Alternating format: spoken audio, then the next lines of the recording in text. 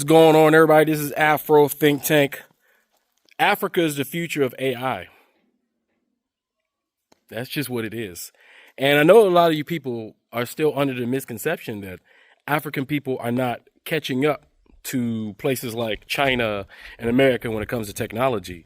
But what you guys need to understand, there is a massive, massive AI industry in Africa, and they are growing. It's just that, like I said in my other videos, the white Western world don't show you this information. They don't want Africans in America, Africans in the Caribbean, or Africans in Latin America know that there are growing AI industries and robotic industries in Africa, homegrown. Because keep in mind, a lot of these robotic and AI industries globally their technologies are being created by Africans. Yeah. That's the thing about it. So a lot of African people have all the knowledge and know-how to create these systems. It's just that they've been creating them for the white Western world. Remember, America doesn't really create anything. We import all of our inventions. We import, we coerce people with visas to bring their knowledge to America in order for us to use it. That's what we did with Einstein. Einstein wasn't an American. As you see, we actually kidnapped Einstein along with a lot of other German scientists back in the day to create a lot of the technologies that we have today. Right. Same with Africans and same with Indians and same with Asians. We give them an offer they cannot refuse. We take advantage of their displaced countries that we participate in, create and sponsor the displacement of their countries in order to take the smartest amongst them to bring them to America in order to benefit us solely. But there's a lot of Africans that's hip to the game. And they come here and they get the intellectual knowledge they need. And yes, a lot of them build some of the greatest technologies that the Western world has ever seen, which is cultural consistency with black people, because we always build all the technologies and create all the systems that the white Western world needs and uses and brags about as if they're the ones who created it. But the thing is, now those people are going back home and they're creating fintech companies. They're creating economic situations where people can come and have a viable company that could operate within Africa and creating solutions for Africans. So without further ado, I'm going to hit you with this info so that you can know better. Don't just think Africans are complacent, sitting back, not doing anything. Africa is a massive continent with 1.4 billion people conservatively. All right. And it's the future. That's just what it is. Anyway, that's all I got to say. This is Afro Think Tank. Learn some, teach some. I'm out. Artificial intelligence is the future of farming in Africa. Let's talk about it. There are machines that can compute optimal water levels for plants and irrigate large plots of land independently thanks to research in Senegal. Also, Microsoft has developed an AI application dedicated to identifying the best time for farmers to sow their crops. This led to a 30% increase in crop yield without an increase in cost. With 60% of labor force in sub-Saharan Africa employed in agriculture, artificial intelligence is critical for providing insights to farmers so they can make better decisions that are profit optimizing and that can help prevent devastating destabilization due to climate change. This man revolutionized IT in Africa. Embark on the inspiring journey of Stan Eeka, a visionary leader who has spearheaded Nigeria's technological revolution through his pioneering company, Xenox Technologies Limited. Born on February 22, 1956, Eeka's entrepreneurial journey began with a bold vision to transform Nigeria's technology landscape. In 2001, he founded Xenox Technologies, laying the foundation for what would become one of the country's foremost ICT companies. Driven by a passion for innovation and a commitment to excellence, Eeka led Xenox Technologies to remarkable growth and success. The company quickly gained recognition for its cutting-edge products and solutions, ranging from computer manufacturing to software development and IT services. Under Eeka's stewardship, Xenox Technologies pioneered several initiatives that have shaped the Nigerian tech industry.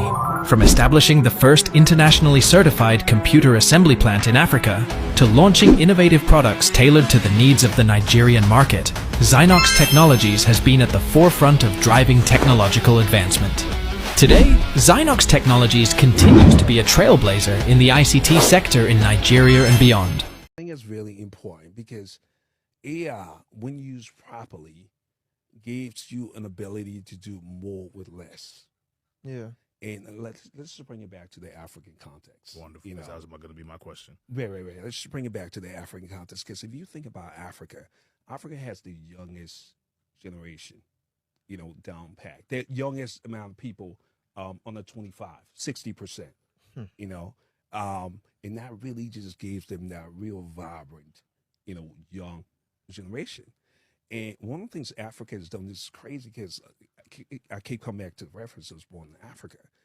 Back then, when I was in Africa, I was a little boy, but I remember a whole bunch of people who literally had landline.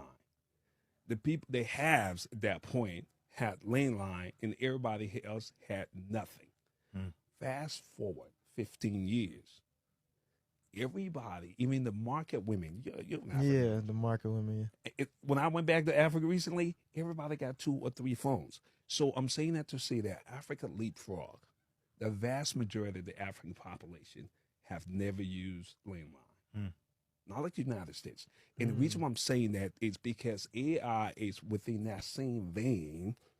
There to give Africa the ability to leapfrog using the resources, the 80-20 resources, because you can use AI to get more with less. So Africa can do a whole lot. As a matter of fact, I keep thinking about this app that 3 Nigerian girls, I mean, those who are connected to Africa know that fake medication is a problem.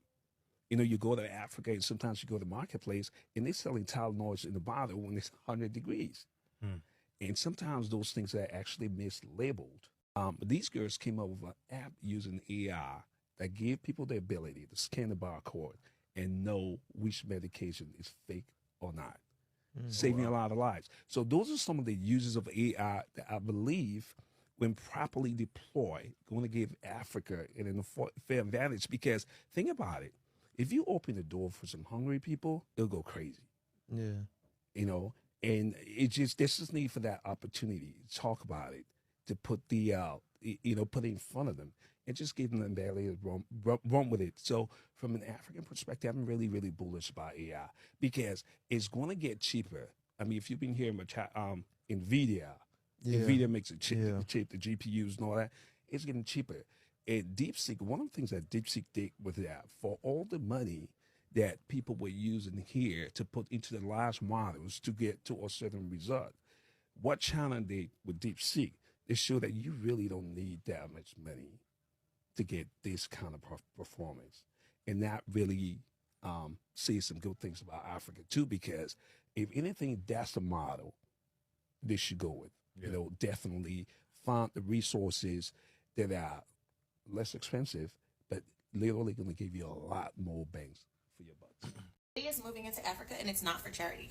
Hey, I'm the Nerd Next Door, and I'm here to help you unlock the powers of AI while choosing the correct tools to optimize your personal and professional life. Let's dig into it. Nvidia is partnering with African governments and tech hubs to build AI infrastructures across the whole continent.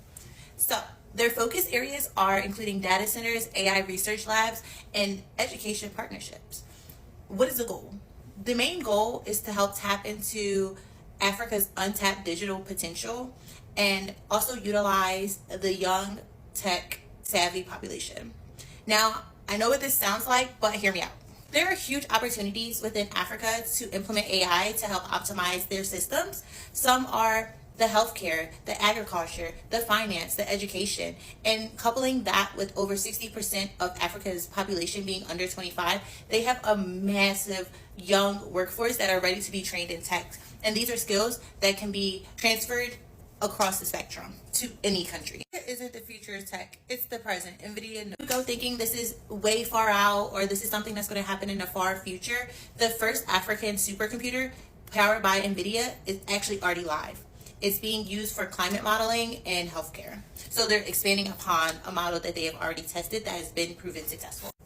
Now, I know I put a lot on your plate, but let's talk about their strategy because it's not just a dream. They're going to start by rolling out AI training programs in Kenya, Nigeria, Ghana, and South Africa. While doing that simultaneously, they're partnering with universities to help solidify a pipeline of AI engineers.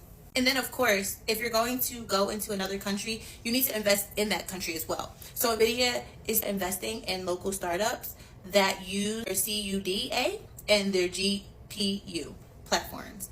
And so they'll have products that are for Africa, by Africa. FUBU. Cute, right? Let's get into the global significance or why this is important. This is important because Africa is the next frontier in the AI growth. Also, this is long-term dominance, growing $1 trillion digital market, and Africa wants to be a part of that. Lastly, they're competing with China, and China loves AI. So Nvidia is sowing their oats in different regions. System initiated. His brother Michael is also satisfied. Welcome to Afroenesis Artificial Intelligence. In the heart of Kikuyu, Kenya, two self-taught innovators have achieved a groundbreaking feat.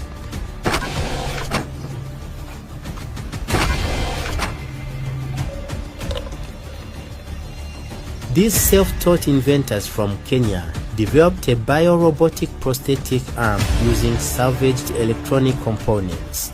Their device uses a headset receiver to capture brain signals, converting them into electrical currents that control the prosthetic limb.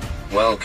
The device works in a pretty simple way, which will be useful, although the duo founded Afroenesis to bring this idea to life.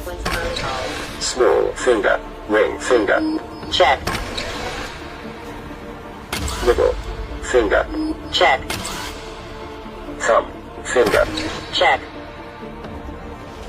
Index finger. Check. Test sequences. Protocol deactivated. Through years of work and lots of projects before, this prototype works seamlessly. My passion was to be an aeronautic engineer, and what I was always dreaming is to become a pilot or a designer. If I would fail to be a pilot, I would become an aeroplane designer.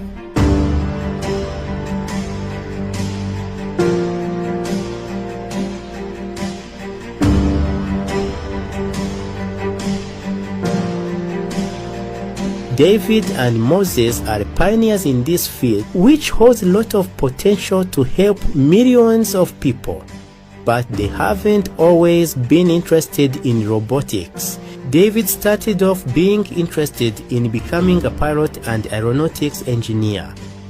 When I designed this drone, this grider that flew several meters above the ground, when I saw everything on top, the grider. Wait. Before you go, for all my subscribers and philanthropists out there, I'm building a solar power community water bowl system in Nigeria. It's going to cost between $5,000 and $6,000. I'm trying to raise money. If you want to participate and help me build this solar power water system, please donate to the Cash App and put solar water in the notes. Solar water in the notes. I'll put PayPal, Stripe, and Zelle. Anyway, thank you. That's all I gotta say. It's Afro Think Tank. Learn something, teach something. I'm out. Thanks for watching Afro Think Tank. Don't forget to like, share, and subscribe. And follow me on Substack and Patreon for more content. Remember, it's Pan-Africanism or nothing.